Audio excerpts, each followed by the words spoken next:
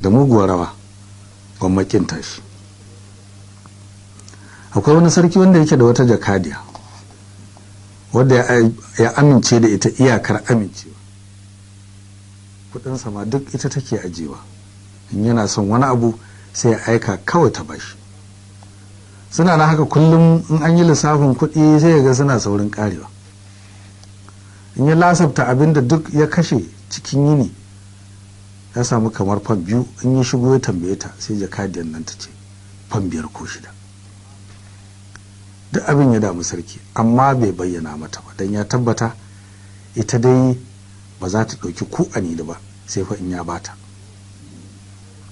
Saboda haka ya ce mata daga yau zan rika karɓar kuɗin nan sau ɗaya kullum, in zan karɓa sai in karɓa abin da zai ishe ni bukata gaba ɗayan ajiye cikin aljihuna, gobe kuma in sun ƙare ki ba ni waɗansu, ba zan aiko kowa ba, ni zan zo da kaina. In na zo sau guda ki rike shi kenan, ba zan sake dawowa ran nan ba. Jakadiya ta ce Allah ya baka nasara, ni ma haka na fi so don huta da lissafi, sai kuma mu kayyade yayin da za ka rika zuwa don kada ya rika fita wani wuri a lokacin. Sarki ya ce zan rika zuwa da lisha sa'ad da na shigo gida don su kwana a wurina, da gari ya waye zan fita fadanci, ba wata tsayawa kenan. Kuma ke kya fi son ki rika bana a wannan yinin don na san sa'an nan ba inda za ki je balle in tsare ki, gashi kuma lokacin ba waɗansu mutanen da za su fitine ni. Jakadiya ta ce to shi kenan, Allah ya baka nasara, sai a fara tun yanzu. Nawa zan baka? Sarki ce ba ni fan 2. ta bashi ya sa aljihu ya shige. Ashe duk abin nan da suke faɗa a kunnen wani ɗan murgani yana laɓa yana ji. Da sarki ya shige ya koma ya kwanta duk ba a sani ba, kuma ashe dama ɗan bargan nan ne ke zuwa wurin jakadiya yana karɓar kuɗi yana cewa sarki ne ya aiko shi. Da yake jakadiya ta san an amince da shi, ba ta bin sawun duk abin da ya faɗa. Yau da ya ji an gane hanyarsa, gashi an kashe ta sai duk ya ƙume, sai ka ce an hana shi gadon kuɗin kakansa. Ya koma kwana da kwanaki yana tunanin yadda zai yi ya samu hanya daga wannan alkawari da sarki da jakadiya ya rasa. Yana nan dai kan tunani har na ya samu wata dabara. Ka san na gaya maka shi ke sata kuɗin sarki, ka san wanda ke haka ba zai yiwu ya zauna ba kuɗi ba. Saboda wannan ya lura kullum sarki baƙaƙen kaya yake sawa in zai fito fadanci da daddare, ya shafa turare ɗan 10.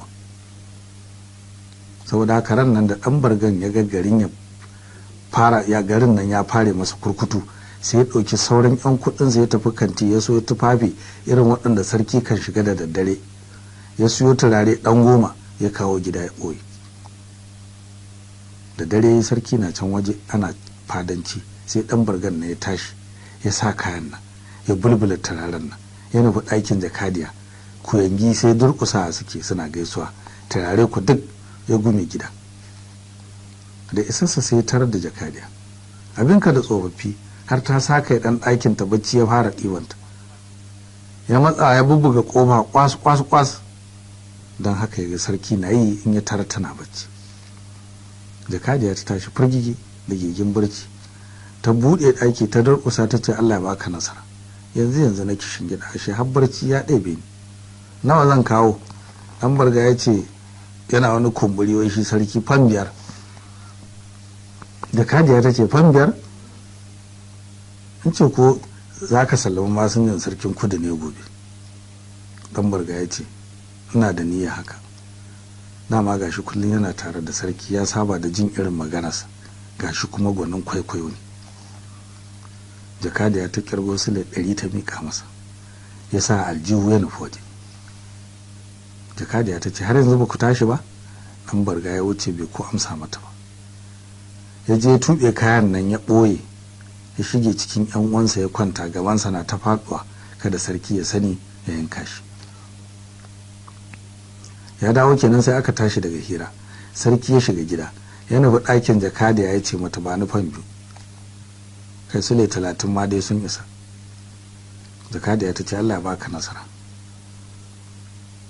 yau in ce ko kayi baki ne da yawa, naga ka saba yadda muka shirya za ka rika zuwa sau ɗaya. Sarki ya ce to sau nawa na zo?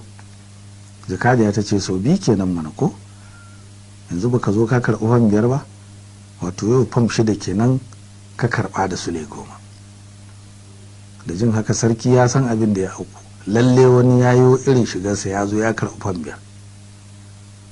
Gashi ba wanda ya wuce sa'ad da suna hira, saboda haka ya san ba shakka 'yan bargansa ne, amma da yake yana da wayo baya son ya tona maganar kada jakadiya ta kwakwazo har ɓarawon ya je ya ɓuya, sai murmushe ce na karɓa so 10 in ce ko dina ne. Ya wuce fu kamar yana fushi ya waje, ya ce a ransa hakika wanda ya wannan aiki yanzu yana can kwance gabansa na faɗo. In dai cikin 'yan barga ne barin tafi inda suke kwana kidaya su, wanda na gaba nan shine ɓarawon, in ku duk suna nan wanda na taɓa na ji gabansa na faɗuwa shi zan tuhumta gobe. sai tasarwa barga ya tarar da 'yan barga duk sun yi hululu suna bacci suna ɗiban iska. To ana kwa duhu, saboda haka ya kida duhunsu da yake gani ya ga duhu 25 iyakar su kwa kenan. sai bisu yana sa hannu a kirjinansu yana jin yadda gaban kowa ke yi har ya kawo kan ɗan bargan nan da ya sata. ashe dama idan sakuri yana ji bai bacci ba, yana kuma kallon sarki a sace. ko da ya ga sarki ya tunkaro wurinsa sai tsoro ya ƙara kama shi, ga tsoron abin da ya yi, ga tsoron sarki ya nufo shi, wataƙila ko zai gane shi. sai gabansa ya ɗauka ɗar. Da sarki ya dafa ƙirjinsa ya ji haka sai gane lallai shi ne dai ɓarawa. Sarki na tsammani barci yake, ya ƙoƙarin ya duba fuskarsa ya ga kowane ne, to ba farin wata. Shi ko baya son ya kawo fitila don kada ya tada wata hatsaniya cikin dare, saboda haka ya ɗauki almakashi ya masa 'yar hana sallah kyas a gaban goshi yadda zai iya gane shi. Ya koma gida abin sai ya shiga. wucewa sake da wuya sai dan bargan nan ya tashi ya samu almakashi ya bi 'yan uwansa duk ya musu ki sallah a goshi daidai da nasa. Da gari waye suka taru suna wanke ido, wani ya dubi fuskar dan uwansa ya fashe da dariya ya ce wane har ka fara ki sallah? Daga nan muka fara, kuturu ya ga mai kisfi. Wancan kuma gudan ya dube shi ya ce wacce ki sallah? Kai dai da kake neman kafircewa ai gashi nan ka tsayar, in takala ta kai don nuna wa mutane ka kama hanya to sun gani. Sai wani kuma ya dubo ne ce ba ku kaɗai ba kuka tsaye da ke sallah, har da wani ku dube shi ku gani. In wata jaraba ce shaidan ya sokar muku da ita haka sai mu ce Allah ya taimake ku, mu dai muna ta da mun tsira, ya tofar da mugun yawo tuf. ashe wani can kuma ya hango fuskarsa sai ya ce kai da kake tofar da yawo na ƙarya baka ga naka nan ba? Koko dan an ce gwano baya jin warin jikinsa. Wannan ya tashi da fada, ina yake ya harare shi ya ce abto ko kai fa an ce wa mutanen dumbulan su je aiki, ashe da kake tofar da yau ƙarya kake yi, gaskiya kake faɗa ba ga ki sallan nan ba? Saura suka dube shi suka ga ku hakan ne, sai suka ce a'a yau lafiya. Kowa ya shafa goshinsa sai ya ji ɗan aski tsirat, suka yi ta tafa hannu. Ɗan bargan na ya ce ba kowa ba ne ma askin dare ne, ba ku san aikin ja'iri ba kenan. Saura suka ce gaskiyarka shi ne fa. Suna nan suna ta kakabin yadda ya bi su 20 duk ya musu abu ɗaya, sai ga sarki ya fito ya ce su yi layi. Suka yi, ba su san abin da ya faru ba. Ya koma gabansu, fara duba hannun da zai sai ga ke sallah a goshin na farko, sai kama hannunsa zai wuce da shi cikin gida ya je ya tumce shi.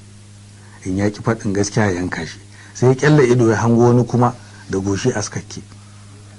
Ya juyo nan da nan ya duba da kyau, sai ga ashe dukkansu kowa na da ke sallah a goshi. Abin ya bashi mamaki har yin murmushi don ya gane abin da ya faru. Zai yi magana sai ga ba shi da amfani ya tada hankalinsa da hankalin barorinsa a banza, ba ko zai gane barawan ba. Daga tun da al'amarin yake haka masu karin magana ko sun ce da mugun rawa gwammakin tashi, sai ya dubi yan barga ya ce, wanda ya abin da ya sa na holan takunan ya san kansa, ya kuma san abin da ya to ya san da sani ya yi ɗaron yanka, Allah ya taimake shi, amma ya sani fa in ya kuskure ya ƙara yin wannan ƙuru asirinsa na tunuwa, ba kullum ake kwana a gada ba. Shikenan ku tafi. Yan barga suka watse suna tambayar juna, ba wanda ya san abin da ya faru balle su gane jawabin sarki. Shi ko wannan ɗan bargan ko da yake ya sani da shi ake yi, ba dama ya furta ya jawo kansa, ya ma furta ai yana so ya ga aiki da cikawa. Gidan maki gudu ai da kara akan nuna.